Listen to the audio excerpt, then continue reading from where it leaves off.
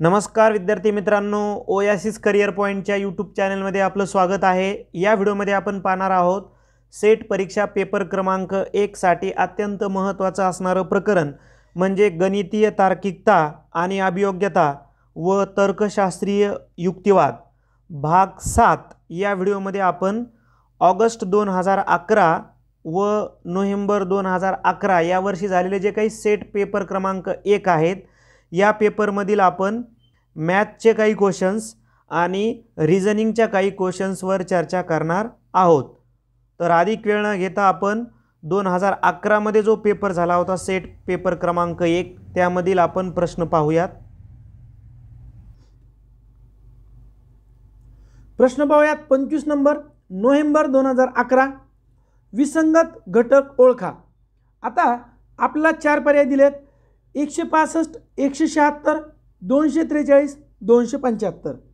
आता यामध्ये पाहिल्या जर काय दिसतंय का तर पहा, सर्वच 165 असेल, 176, 243 आणि 275 या संख्यांमध्ये जर यांची आडवी बेरीज केली समजा आपण तर पहा 6 आणि 1 7 आणि 5 12।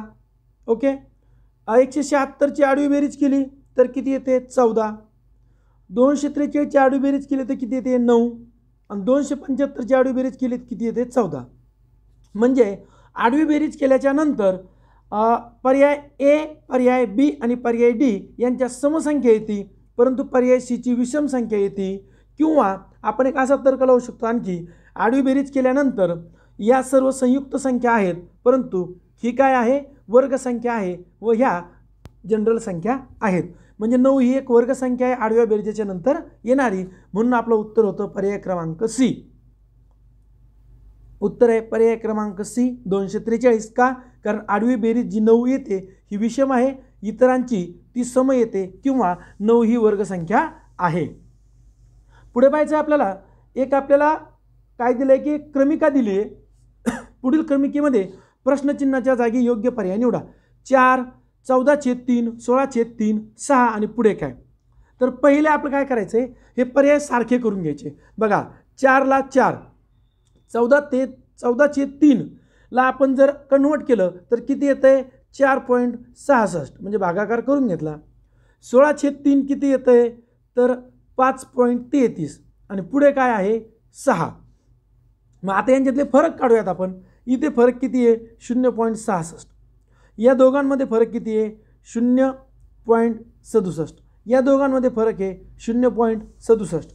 मग आता पुढचा फरक किती येईल, एक तर येईल 0.67 किंवा 0.66, या दोनपैकी एक फरक येईल। म्हणजे येणारं उत्तर हे काय असेल, एक तर असेल 6.66 किंवा 6.67 हे आपलं उत्तर येणार आहे। मग आता आपले पर्याय आपण पाहूयात, परंतु पर्याय असा एक पण नाही। पर्याय आहे 20/3, 22/3, 8 आणि 9। तर 8 हा पर्याय तर कन्फर्म नाही, कारण उत्तर येणार आहे 6.66 किंवा 6.67। 9 हा पर्याय पण नाही। मग आता 20/3 ला जर कन्वर्ट केलं तर बघा 6×3=18, खाली राहिले 2, परत 6×3=18, 6×3=18 आणि 22/3 ला जर कन्वर्ट केलं तर 7×3=21, 7/3 म्हणजे हे पण कटलं, उत्तर आलं 6.66 पर्याय क्रमांक ये। पुढचा प्रश्न पाहायचा आहे आपल्याला की पुढील अक्षर क्रमिकेत प्रश्नचिन्हांच्या जागी योग्य पर्याय निवडा। काय दिलं आपल्याला बी डी जी के। मग आता सरळ फरक बघा काय, ABCD पासून सुरुवात करा। ए बी, पुढं काय आला सी, सी सुटला, पुढं आला डी, डी नंतर बघा आता डी नंतर पुढं काय आहे D, E F, E F नंतर आला जी। आता जी आणि के मध्ये काय आहे, जी नंतर बघा जी एच आय जे आणि पुढं आला के। म्हणजे एक अल्फाबेट सुटला, 2 अल्फाबेट सुटले, 3 अल्फाबेट सुटले। आता के नंतर हे बघा इंग्लिशमध्ये पाहूयात, के नंतर आता 4 अल्फाबेट आपल्याला सोडायचे आहेत। मग के नंतर बघा आता एल एम एन ओ, बघा एल एम एन ओ उत्तर काय आलं पी पर्याय क्रमांक ये।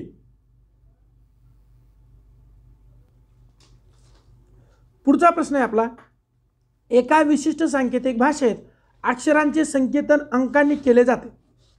अंकांचा क्रम हा अक्षरांच्या क्रमानुसारच असेलच असे नाही।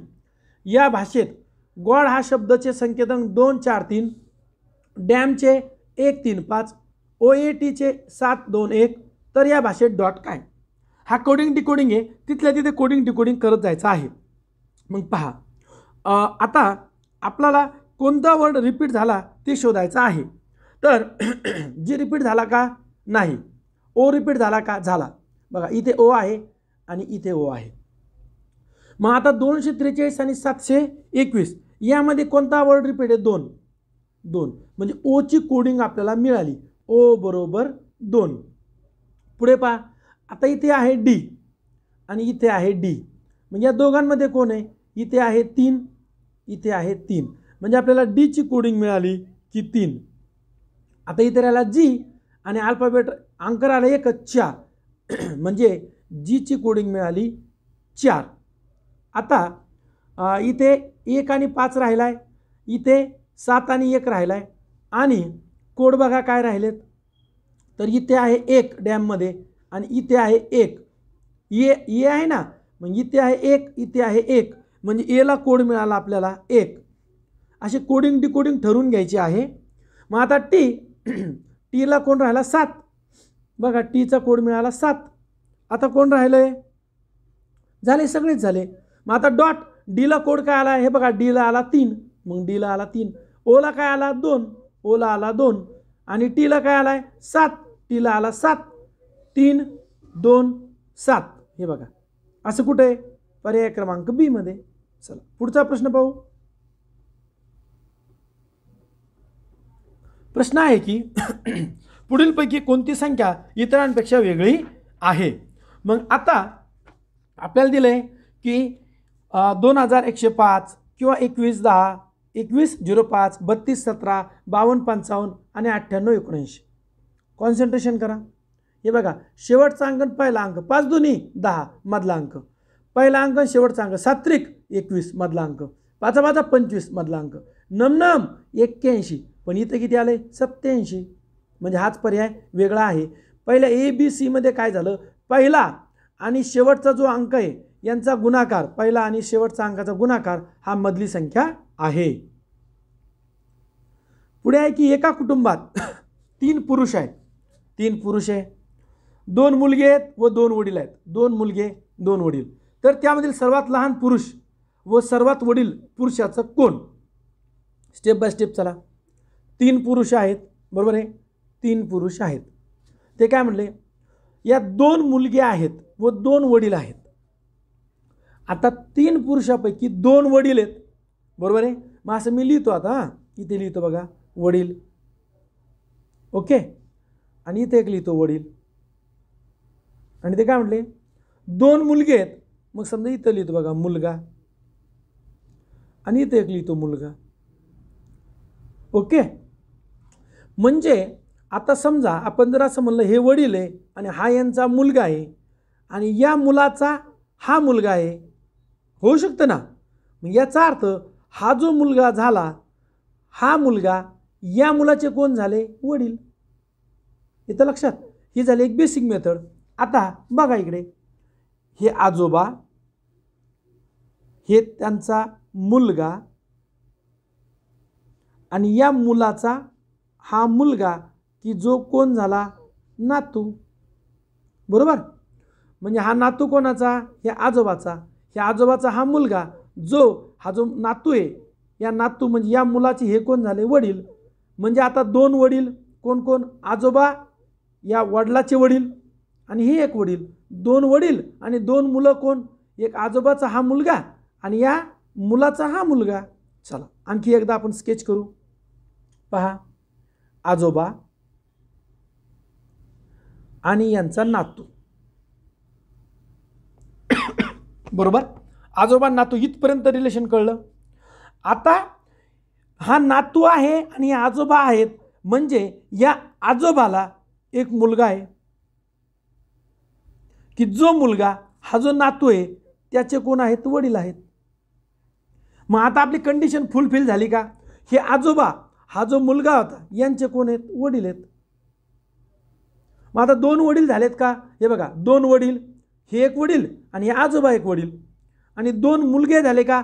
हा एक मुलगा आणि हा नातू यांचा मुलगा आलं लक्षात. म्हणजे 2 वडील 2 मुलगा. हे क्लिअर झालं. आता ते काय म्हणले, सर्वात लहान पुरुष म्हणजे कोण, नातू, आणि सर्वात वडील पुरुष म्हणजे कोण, आजोबा. तर त्यामधील सर्वात लहान पुरुष सर्वात वडील पुरुषाचा कोण, सगळ्यात वडील पुरुष आजोबाचा हा सगळ्यात लहान कोण आहे, नातू आहे. ऑप्शन नंबर बी, नातू. येतं लक्षात. चला पुढे पाहूयात.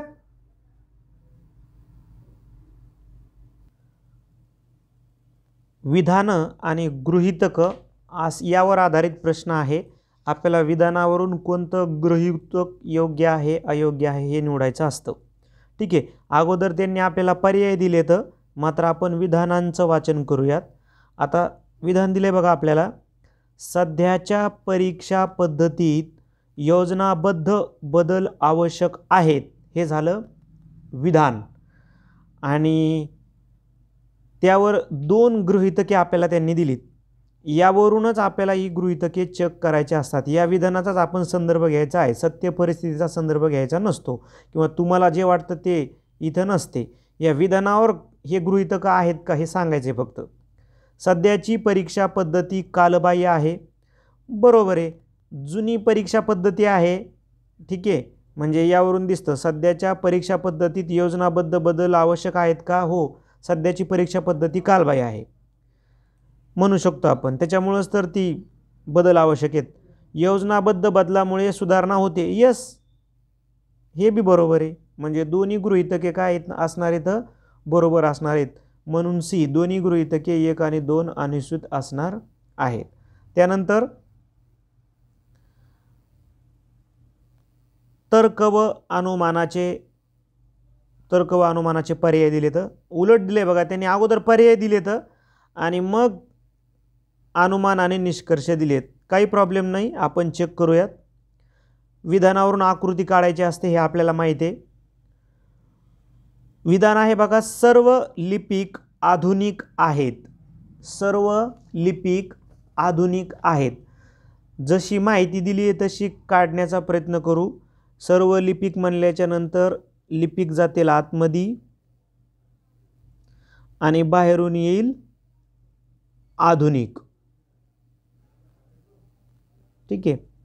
आणि नंतर काय म्हणते, काही पुरुष लिपिक आहेत. काही पुरुष लिपिक आहेत. मग आता याला म्हणू आपण पुरुष, या वर्तुळाला म्हणू आपण पुरुष. पण हे वर्तुळ आतमध्ये फक्त असू शकतं, म्हणजे फक्त आतमध्ये बी या वर्तुळाला थांबता येईल. जसं सर्व लिपिक आधुनिक आहेत, बाहेरचा आधुनिक, आणि काही पुरुष लिपिक आहेत. म्हणजे मग असं पण म्हणू शकतो ना आपण, काही पुरुष लिपिक आहेत म्हटल्याच्या नंतर असं सुद्धा आपण आकृती काढू शकतो. म्हणजे हे पुरुषासाठी आकृती असणार. 2 आकृत्या तयार होतील, काही प्रॉब्लेम नाही. दोन्ही ठिकाणी निष्कर्ष चेक करूयात. निष्कर्ष आहे पी, सर्व आधुनिक व्यक्ती पुरुष आहेत. सर्व आधुनिक व्यक्ती पुरुष आहेत. पण मग आता लगेच आपल्याला क्लिक होते की एका ठिकाणी बरोबर वाटायला लागले, सर्व आधुनिक व्यक्ती पुरुष आहेत. सर्व तर होणारच नाही ना. आता आधुनिकचं वर्तुळ कोणतं आहे, हे, आणि हे कोणतं आहे, पुरुषाचं. म्हणजे इथं तर रॉंग झालं. आता आधुनिकचं वर्तुळ कोणतं आहे, हे कोणतं आहे, पुरुषाचं. बाहेरून आत जाताना काही असतात ना, सर्व नसतात. म्हणजे कसंही केलं तरी पहिला निष्कर्ष रॉंग आहे. आता दुसरा बघा, काही पुरुष आधुनिक आहेत. ठीक आहे, काही पुरुष आधुनिक आहेत. मग आपण जर बघितलं तर आपल्याला लक्षात यायलं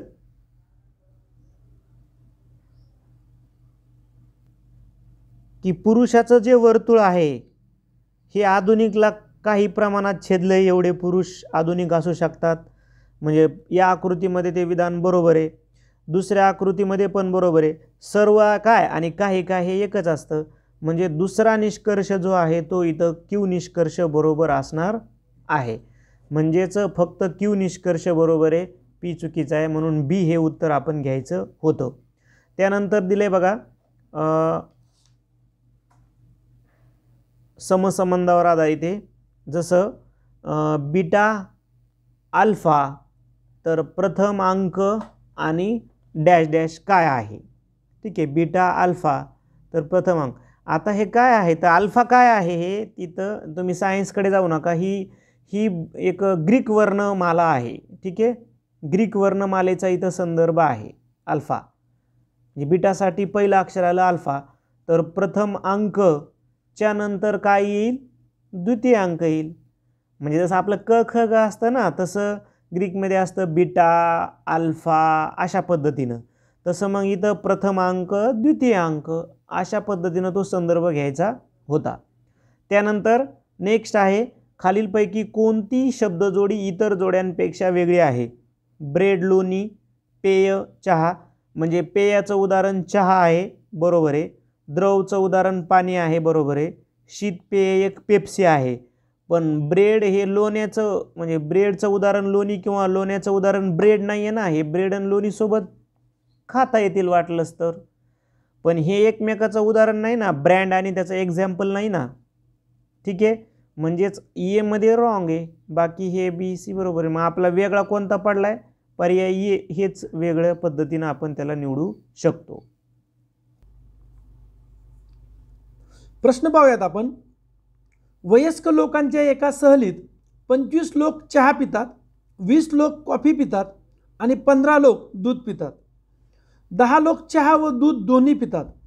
आता इथे मात्र मराठीमध्ये थोडंसं कन्फ्युजन आहे. पहा, in a picnic elderly person 25% take tea, 20% take coffee and 15% take milk, 10% take both tea and coffee and 8% take both milk and coffee. पहा इथं काय दिलंय, 10 लोक चहा आणि दूध दोन्ही पितात. इथं काय दिलंय, 10% take both tea and coffee. आता चहा म्हणजे टी आणि कॉफी म्हणजे दूध होत नाही ना. म्हणून मराठीमध्ये जर हा प्रश्न सोडवला तर उत्तर येत नाही. आणि जेव्हा अशी परिस्थिती निर्माण होते तेव्हा इंग्लिश ग्राह्य धरल्या जाते. म्हणून आपल्याला इंग्लिशचा संदर्भ घ्यावा लागतो. पहा मग आपण काय केलं, वेन डायग्रामच्या स्वरूपात हा आपण प्रश्न समजून घेऊयात की चहा पिणारे किती आहेत 25, हे 15 आणि हे 10 झाले 25. कॉफी पिणारे किती आहेत 10 आणि 2 12 आणि 8 20. दूध पिणारे किती आहे 7 आणि 8 15. ओके. मग आता प्रश्न होता की सहलीला जाणाऱ्या लोकांची एकूण संख्या किती. मग आता ही काउंट करा सगळे. बघा 10 आणि 15 25, 25 आणि 27 आणि 8 किती झाले 27 आणि 8 35, 35 आणि 7 35 आणि 7 40, 40 आणि 1 42 किती झाले 42 लोक एकूण आहेत. पर्याय क्रमांक सी. पुढचा प्रश्न आहे 4 44 444 4444 या मालिकेत 9 पदं आहेत. तर सर्वांची बेरीज केली तर दशमस्थानी कोणता अंक येईल. मग पहा असं 4 4 4 किती वेळेस आहे 9 वेळेस. 9 चौक 36. मग आता एकक स्थानी काय आला 6. कन्फर्म झालं. मग ते म्हणले ना दशमस्थानी. मग आता काय होणार, आता असं 4 4 4 आता किती वेळेस आहे 8 वेळेस. मग 8 चौक 32 बरोबर. मग आता हातचे किती आले होते 3 3 आणि 2 5. दशमस्थानी काय आला 5. येते लक्षात. उत्तर झालं. म्हणजे एकूण हा 56 अंक तयार होतो. हा एकक स्थान, हा दशक स्थान. उत्तर झालं 5. पर्याय क्रमांक सी. आता आपण लगेच ऑगस्ट 2011चा पेपर पाहणार आहोत. दिले की योग्य पर्याय वापरून रिकाम्या जागा भरा. 21 12 32 23 43 34 54. निरीक्षण जरी केलं तरी उत्तर येईल. बघा 2 1 1 2 3 2 2 3 4 3 3 4 5 4 4 5. सरळ सरळ पहिला दुसरा दुसरा पहिला पहिला दुसरा पहिला दुसरा असं केलं आहे. Option number A. तुम्हाला जर वेगळा तर्क पाहिजे असल्यास पहा 2 सिरीज आहे. 21 मध्ये 11 मिळवले 32, 32 मध्ये 11 मिळवले 43, 43 मध्ये 11 मिळवले 54. बघा प्लस 11. राहिलेली सिरीज पण तशीच 12 आणि 11 23, 23 आणि 11 34, 34 आणि 11 45. पर्याय क्रमांक ए. पुढे दिलं आहे आपल्याला की ABCD आहे. बघा ABCD मध्ये काय दिलं आता ए नंतर एक गॅप सुटला बघा बीचा. नंतर दिला CD नंतर काय केलं की बघा आता डी नंतर EF नंतर आला G. मग GHI नंतर आता जे के यल म्हणजे 1 सुटला, 2 सुटला, 3 सुटला. हे बघा, 1ला 1, 2ला 2, 3ला 3, 3चा गॅप झाला. आता पुढं कंटिन्यू काय येईल, 4 येतील. कोणकोणते, आय जे के यल. आता येईल एम एन ओ पी. आता उत्तर कुठे, पर्याय क्रमांक सी. त्याच्यानंतर काय होईल, एम एन ओ पी झाला ना, त्यानंतर आता परत 4 आहे म्हणून 4चा गॅप येईल. मग एम एन ओ पी नंतर काय येईल आता का, क्यू आर एस टी. काय येईल, क्यू आर एस टी याचा गॅप. त्यानंतर पुढचे 5 U V W x Y. अशा प्रकारची ही सिरीज होती. उत्तर मिळतं पर्याय क्रमांक सी. आपल्याला दिले एका विशिष्ट सांकेतिक भाषेत प्रत्येक अंकाचे संकेतन एका इंग्रजी मुळाक्षरासारखे केले आहे. जर 1 2 3 म्हणजे बी सी डी. बघा आता आपण लिहून घ्या, A B C D E F G H I. बीला 1 दिला, सीला 2, डीला 3. याचा अर्थ एला 0 आहे, ईला 4, एफला 5, जीला 6, एचला 7, आयला 8, जी एच आय जे के एल एम, जेला 9, केला 10. अशा प्रकारे. पण आता ते काय म्हणले, एचचा संकेतांक एच म्हणजे किती आलंय, 7. मग 7चा वर्ग किती येतो, 49. मग 49 मध्ये काय, 4. 4ला कोण आहे, ई. 4ला कोण आहे, ई. आणि 9ला कोण आहे, जे. ई जे. झालं आपलं उत्तर, पर्याय क्रमांक सी. पुढे पाहूयात आपण. पुढीलपैकी कोणती संख्या इतर संख्यांपेक्षा वेगळी आहे. काय करायचंय, आता यांची आडवी बेरीज करा. बघा, 128 ची आडवी बेरीज किती येईल, 8 आणि 2 10 आणि 1 11. 147 ची किती येते, 7 आणि 4 11 आणि 1 12. 164 ची किती आली, 6 आणि 1 7 आणि 4 11. 173 7 आणि 1 8 आणि 3 11. बघा, ए सी आणि डी यांची आडवी बेरीज येते 11 आणि बी ची येते 12. म्हणून उत्तर झालं पर्याय क्रमांक बी. का, इतर 3 सारखे आहेत. पुढचा प्रश्न आहे, पहा की पुढील क्रमिकेत कोणते पद चुकीचे आहेत. A D I Q Y. एचा क्रमांक किती बघा, अंकमालिकेत 1, डीचा किती आहे 4, आयचा किती आहे 9, क्यूचा किती आहे 17, वायचा किती आहे 25. कोणती संख्या वेगळी दिसती, 17. 1 वर्ग संख्या, 4 वर्ग संख्या, 9 वर्ग संख्या, 25 वर्ग संख्या. इथं क्यू ही मूळ संख्या आहे म्हणून हेच झालं उत्तर, पर्याय क्रमांक सी. इथं काय पाहिजे होतं मग, पी. पीचा क्रमांक किती, 16. तर जमलं असतं. पुढे जाऊयात.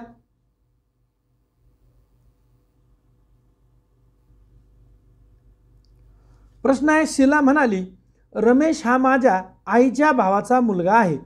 रमेश शीलाचा कोण. बघा, शीला काय म्हणते, शीला म्हणाली की रमेश हा कोण आहे, माझी आई. म्हणजे शीलाची जी आई आहे, माझ्या आईच्या भावाचा मुलगा. आईचा भाऊ म्हणजे कोण, शीलाचा कोण, हा मामा. आणि या मामाचा मुलगा म्हणजेच कोण येतो, मामाचा मुलगा मामे भाऊ. पर्याय क्रमांक डी. नेक्स्ट आपला क्वेश्चन.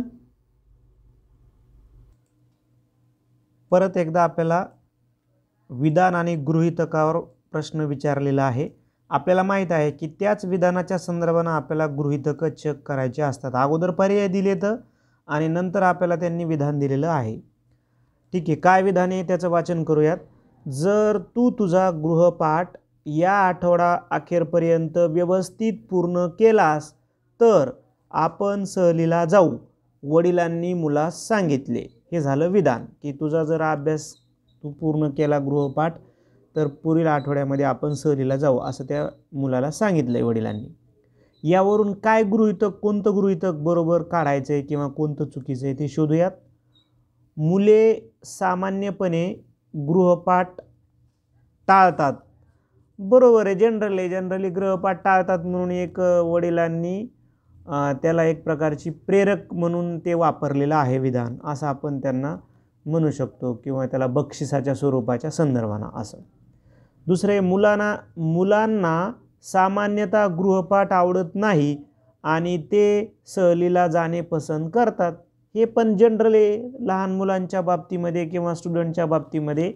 म्हणजे दोन्हीही इथं गृहीतक आपण त्या विधानावरून बरोबर काढू शकतात, कारण वडील असं म्हणतात याचा अर्थ हे दोन्ही गृहीतके काय आहेत, शक्य आहेत.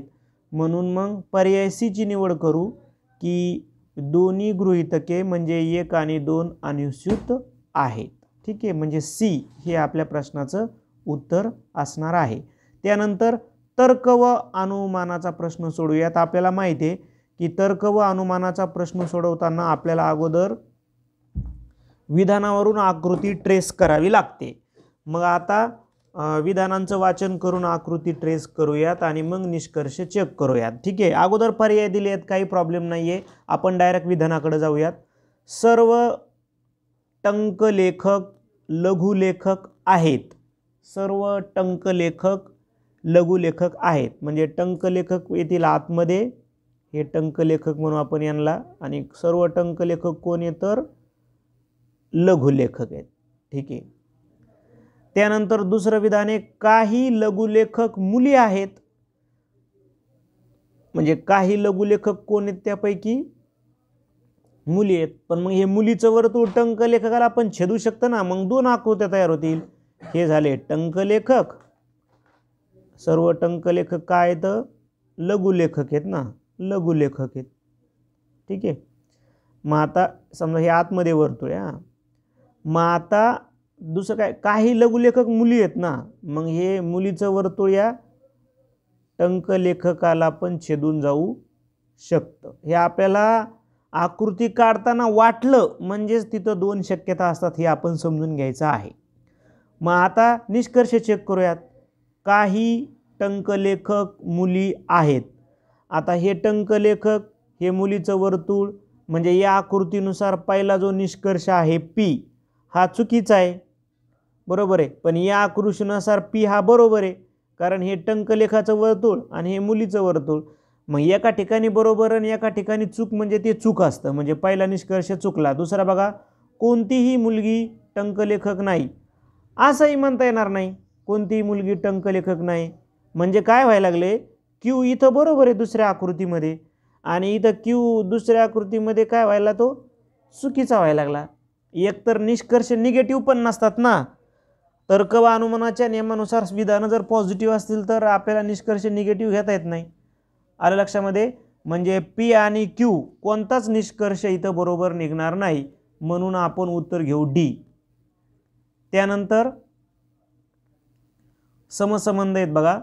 काय म्हणले ते, थकवा धावणे, म्हणजे धावण्यामुळं काय येत आलाय, थकवा आलाय, असा आपण संदर्भ घेऊ. तर उपासाचा संदर्भ कशासोबत आहे. ठीक आहे, उपासाचा संदर्भ कशासोबत येईल. मग आपण जर थोडंसं याचं लॉजिक लावलं तर उपास हा भुकेचा संदर्भ आहे. आलं लक्षामध्ये.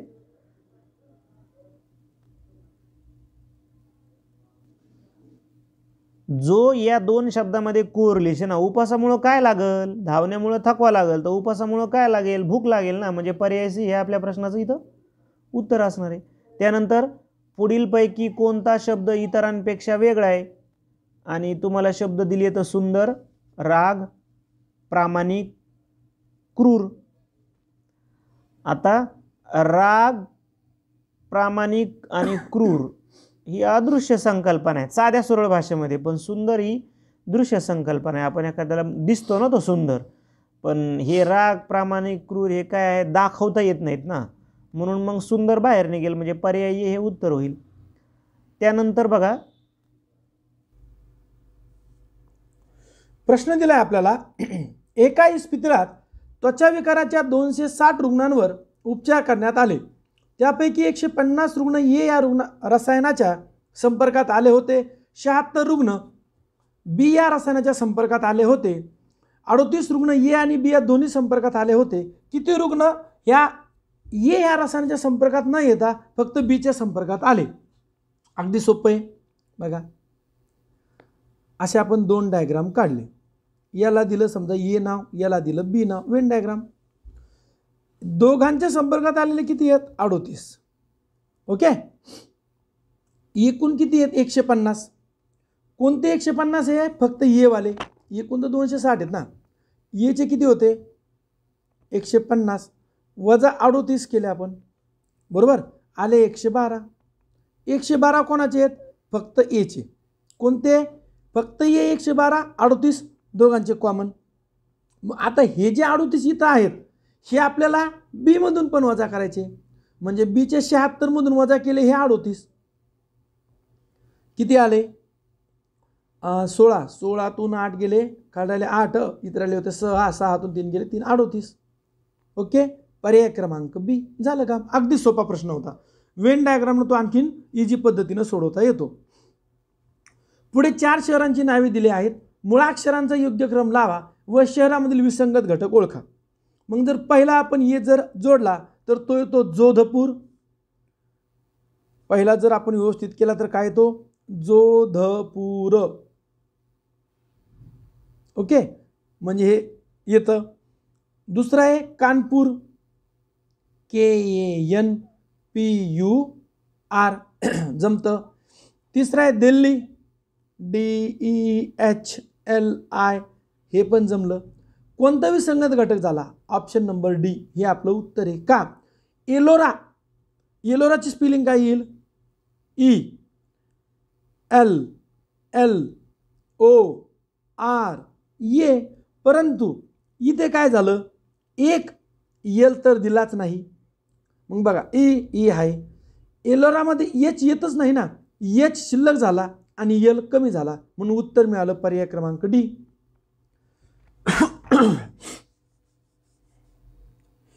आता आपले जे सहकारी 7 एप्रिल 2024 ला होणारी सेट परीक्षा देऊ इच्छितात त्यांच्यासाठी आपण सराव पेपर सिरीज आणली आहे, ज्यामध्ये 15 सराव पेपर 500 रुपयात मिळणार आहे. 98 23 24 71 91 या नंबरला फोनपे किंवा गुगल पे करा. नाव येईल गणेश विश्वनाथ गुजर किंवा ओयासिस करिअर पॉईंट. व्हॉट्सअपला स्क्रीनशॉट पाठवल्यानंतर तुम्हाला या तारखेला पेपर मिळतील. सकाळी 11 वाजता PDF पेपर, 2 वाजता ॲन्सर की, संध्याकाळी 8 वाजता विश्लेषणाचा व्हिडिओ मिळेल. हा व्हिडिओ जर आवडला तर लाईक करा, आपल्या मित्रांना शेअर करा, तसेच ओयासिस करिअर पॉईंटचे यूट्यूब चॅनल सबस्क्राईब करा. धन्यवाद.